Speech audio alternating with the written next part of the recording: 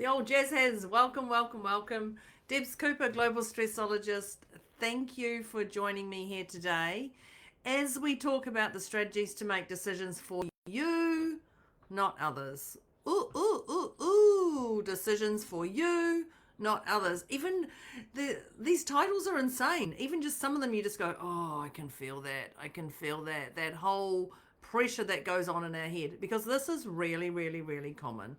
So thank you for joining me. I would love to know if you are here on a replay. Drop it in the chat, hashtag replay, or where you are in the world, because I'd quite like to know where I'm reaching. My tips today, as you know, they're never in an order. I'm just going to be honest, they're never in order. So grab your note-taking device, whether it's your whatever, electronic pen, pencil, whatever it is, because I'm going to help you get through. I'm going to give you my strategies that I use that help me make decisions that are best for me. I'm going to say you, but they're best for me and not necessarily others. Now, you know I'm going to say if the old no is going to come in here. Just so you know that no is going to come in there. But let me just talk about, there's a few pain things that actually happen. Even, I guarantee at this time, you will have a moment where you can just go, yep, I can remember the time. And it feels like when you're actually making decisions for others, it feels like you're actually constantly seeking approval. It's like, look at me, am I doing this right? Am I doing this right? And when this happens, you get this emotional overwhelm in your head. And you have expectations that you want them to do this or you to do this or something. And that can just alone cause chaos on you. And we know when you get overwhelmed in your head, shite doesn't happen. Literally nothing actually happens. And you can actually forget to see where you're going. You literally lose sight of what you're doing or where you're going. And that can be a big, big, big problem because it can immobilize you. It can immobilize you. So the strategies I'm going to give you are actually ones that I use, I give people, my clients, and it's actually, they're not as hard as what we think. I will give you my word, they're not as hard as what they think. And if you find they're too hard, drop it in the chat and go too hard, or private message me because I truly have your back on this. This doesn't have to immobilize you. Doesn't have to immobilize you. So let's crack on with our notes. The key is to actually, we have these things called self-limiting beliefs. Now, you can call them self-limiting beliefs, you can call them an alertness, you can call them whatever you want. They're just thoughts that come in and you're like, oh, I can't do that. I can't do that. I can't do that. Mum told me that, or dad told me that, or my first boss told me that, whatever it is.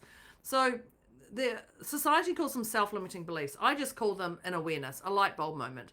And so the key is to actually identify and look at what your beliefs are. So example, you might be saying something like, no. You think if you say no to people, they might think less of you. Or you need to sacrifice your own needs, or you need to be loved and accepted, or they're not going to like me, or they're going to talk about me behind my back. Like, these are crazy as stories that you've got attached to you. So they're just a light bulb for you to look at them. And they're deep-rooted thoughts that we have in here, and they dictate our behavior, our actions, our thoughts, our processes, and we often don't even know where they are. So when a thought comes in about this, oh, I can't do this, or I can't do this, or oh no, they won't like me, or any of that stuff, just ask yourself, who said that? Now, I don't want you to go, oh, where did that come from? Who said that? Because you're literally just going to pinpoint a particular person. Whereas, where did that come from? You're going to go on an endless journey. So when that thought comes in, you're like, oh, I can't earn more money than my parents. Like, that's a self-limiting belief. It's just a thought. It's just a story that's come and stuck in there with you. Or they're not going to like me if I do this. Any of those little things, you're like, who said that? And it just gets you present to where that story comes from. And it's actually not as hard to go back to where it is. So just the who said that. And the key is to actually question where this originally come from and look at the evidence. And then go, actually, that's just a story. That's just a story. Wow, that's interesting. I don't need to hold on to it anymore. So you can do the things that I say to people. Is you can do many things to let it go. Just go, thank you, I've noted that. That story no longer serves me. And that's what you got to do. Just send it on its way. I don't know where it goes, but it goes to someone else. I don't know. I don't really care, but it just leaves me. Just goes. That's it. So it's key to actually identifying what this thing is that you have that belief in there of yours, and who said that. It's as simple as that. The next one I'm going to say is develop an understanding of who you are. Now, it's about your core values, and I know if you follow John DeMartini, his values are different to this. I'm just actually going to the society values, which is your morals and ethics and your integrity for that. So our core values is our foundation where we make our decisions. It's our decision-making process, basically. And what it is they represent what's important to us, such as integrity, family, exercise, creativity, our personal growth, our business growth, whatever it is. But when you align your decisions and actions, because there's decision and actions, with those values, you create a different sense of fulfillment within you and authenticity of actually who you are. And when I say authenticity of who you are, it's like, actually, this is who I am. This is who I am. And it just allows that brain noise, that chaos to disperse. And this clarity, certainty within you will actually empower you to make decisions that resonate with you, who you truly are, not who you're trying to be, and rather than being swayed by people who are trying to tell us what to do. And when you know this value, when you know this, they're actually a pattern. They're actually a pattern, and you can go, oh, there's another pattern, there's another one, there's another one. So just label the one tip before, label it a story, move on from it. This one, oh, it's a pattern. You don't have to hold on to patterns. You can change it at any time. This is all about what works for you. The next one is, it's a word that I do get challenged by. Starts with B, and it's called boundaries. So it's actually allowing yourself to create the art of setting healthy boundaries. And when I say boundaries, they're actually essential to maintain your emotional wobble, your mental and emotional well-being as such. But it allows you to do this, and function. So when we set boundaries, I really don't like that word. Someone drop in the chat another word for boundaries because it does my head in.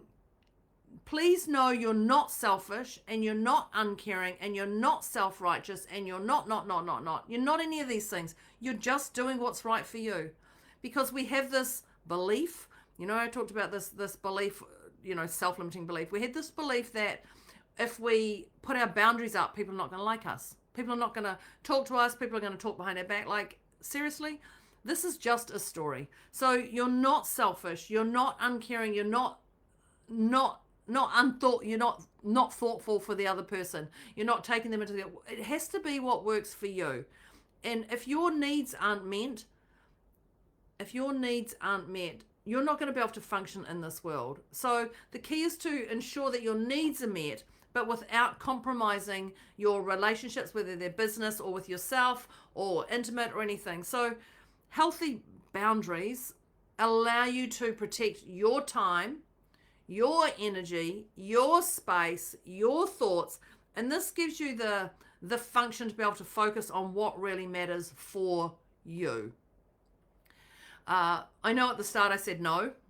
Here we go. There's a no. So it's actually the confidence in saying no. And saying no can be one of the hardest things to do. Like, I get that. And I still say yes to things. Even myself, I still say yes to things. And then I go, oh, but I'm pretty quick to actually pivot back and change my mind and go, you know what? I've just thought about this. This doesn't work for me. So it's okay to say no. And it's okay to say, change your mind. Okay. So if you're used to putting others first, you are going to struggle with this. So, and this is none of this people pleaser stuff as well. So every time you say yes to something that doesn't align with your soul, align with your goals, align with your vision, align with your thoughts and actions, you're saying no to something that does. So I want you to go to, when it goes to say yes and it aligns with your goal, your body's actually going to tell you it feels right. Your body's going to go, thank you. Whereas if you say yes to something that doesn't align, your body's going to tell you literally before your head does. If you're listening to your body, that is. But if you continue to say yes to things, you're just going to get burnt out. You're going to get completely frazzled. You're not going to have any clarity. And people are just going to go to you, and you're just going to get more and more shite added into your bundle. So we don't want that stuff. We don't. So just say no. This doesn't work for me. No, this is not the best timing for me right now? No, I can't. Maybe next week I can do it. Do you know anyone else? You don't even have to say maybe next week. So, no, this doesn't work for me. The timing's not right. Do you know anyone else you could ask? You're actually sending it back to that person who's asked you. If people are getting really antsy that you're saying no, they're not the people for you. If you just go, no, I can't do that, no, like they're really not those ones around you. So it could be time to actually look at your circle. Decision making. When it comes to actually making decisions for things, there's a framework for it. And it's called the pros and cons list. So you're going to go, what's the benefit to me? And I can put this in the chat if you'd like this easier. What's the benefit to me of doing this exercise? What's the drawback to me of doing this exercise? What's the benefit to me of not doing this exercise?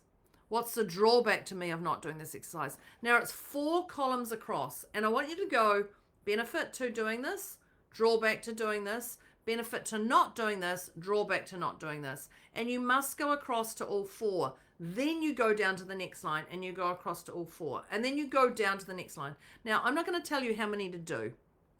You're just going to keep going until each column that you're doing it in actually has a structure for you that you have the same pause time for that. So it's a pretty simple decision-making process, but if you'd like to know more about it, I can put it in the chat because that might be confusing for you. The other one that I love also is from my podcast buddy Moira is 3 questions. Is it good for me? Is it good for others? And do I want to do it? Now, if you're delaying this, is this good for me? Yeah. Is this good for others? Yeah. It's already a no. So all 3 have to be a yes, a yes, a yes, and promptly. If they're not, then it's not good for you right now. Now, you can put that to another time. There's the do, defer, dump, and delegate. You can delegate it to somebody who inspires to do it. You can do it. You can defer it, meaning right now I can't do it, but I can do it in 2 hours' time. Then diary it and put it in. Or you can dump it and just leave it out in the ether, whatever. So it just has to, that decision-making process or framework or idea isn't as challenging as what we think. It's just doing the work, and it doesn't take long. This stuff doesn't take long. So the other one, which is my favorite not sometimes, is communication. Communication. There's so many people who come to me and they say, I said this, and then you talk to the other person, they said, no, I said this, and it can just literally cross over. So people only question your communication when you don't have enough clarity and enough certainty. So once you've made a decision and it feels right for you, communicate it effectively to the others to avoid any misunderstanding and possible conflict. So using things like, I don't feel comfortable doing this, or I don't have enough time. So you're actually being transparent about your reasons and managing the reactions of others, but also just going, see, there you go, roll your eyes again. I knew you'd say this. Like, just keep it centered and calm and poised when you're explaining it. So use those I sentences, I, because this is about your decision, not what's for others. Everyone wants to be seen, heard, acknowledged. If you can see someone, if you can hear them and you can acknowledge them, you don't have to agree. You can see, hear, and acknowledge. It's already allowed them to listen to you differently and you to them differently. That's all it is. So ensure that you communicate that effectively to them. The next one I'm going to put in here is self-care. Now, when I talk about self-care, Moira actually uses a self-care soothing kit, and I just think that's a fantastic idea. I call it Glitter Bomb. So self-care or Glitter Bomb isn't just about taking time for yourself. It's about making choices that fulfill you and they nurture your well-being on every level. So ensure that when you make your decisions, they support your PEMS, which is your physical, emotional, mental, and spiritual. So ensure that they support those things for you. So that could be set aside time for reflection before you make a decision. It could be going outside and just taking a moment in the sunshine or the rain and just grounding yourself and reminding yourself that you live here in your heart. Think about when you make these decisions, how that stress level can go up or down. So, and prioritize things that actually rejuvenate you. Now, there's days that I literally have back-to-back calls, but I ensure that there's a 15-minute gap where I can have my glitter bomb, my drink bottle, and I can go and do something that lights me up. Whether that's stand outside for 2 minutes, 1 minute, whatever it is, drink from a glitter drink bottle, drink from a water from a wine glass, whatever it is for you, whatever that works for you. So light a candle, whatever that self-soothing kit or that glitter bomb is for you. Do more of it, because that's the stuff that gets you through. The other one I'm going to say is it's a G word. Ta-da! Who knows what G word I'm going to say? This is gratitude. Gratitude. Be grateful for these experiences you had. Be grateful for the experiences you don't have. Be grateful for what you have. Be grateful for what you don't have. Be grateful for these beliefs that come in. Be grateful that someone's asked you to do something. Be grateful you have the opportunity to say no. Be grateful you have the opportunity to say yes. Be grateful you have the opportunity to reflect on what's really going on for you. What's the bigger picture? Be grateful that this particular person's asked you. Whatever it is, be thankful and appreciate what you have and what you don't have, because there's always something to be thankful for. And the moment you can start living in a more grateful, appreciative, blessed life, whatever you want to label it, you're filling up your heart. And when you can make these decisions from your heart over your head, this is where you can't stuff up your decisions. This is the stuff that makes you go. So this is the strategies, but when you can learn to make decisions from the heart, and that, like, when you learn to make these decisions from the heart, that's where shifts happen. So you can also go, is this good for me? Is this good for others? Do I want to do it? You can just go, does this feel right? Hand on heart. Does this feel right for me? Instantly there'll be an answer. No, oh, that's not the answer I want. That very first answer is the one that comes in. And yeah, totally. It's the very first answer comes in. So the next tip I'm going to give you is to let you know that I'm here for you. I am here for you for this, because these decisions that you're making do not have to be chaotic. No matter what decision you're making, no matter whatever the biggest decision in your whole entire life, or how it's going to affect a million gazillion people, this decision doesn't actually have to be hard. I am here for you 100%. So I'll drop in the chat my connect with me if you'd like to connect with me. You don't have to do this alone. Because these tips alone will help you. And if they don't, I definitely can. I'm just going to tell you the same tips again, by the way, but maybe we might just tweak it for you. So that's me signing off, Debs Cooper, Global Stressologist, talking about your strategies to make decisions for you, not others. Now, if you liked this today, there was something in there and that resonated with you, or you love this, the next step is to comment what tip you liked. Let me know, what tip did you like the most out of this, and share it. Bring people into the group, share it, go, hey, what did you like? What resonates with you? Is there any decisions you can help me with? And connect, because this is what life is about. For goodness sake, we want to connect with the more people that we can actually transform lives with, the more fulfilled you're going to be in your life. So that's Debs Cooper, Global Stressologist, signing off on strategies to make decisions for you, not others. Thanks very much, people. I'll see you on the next video. Bye.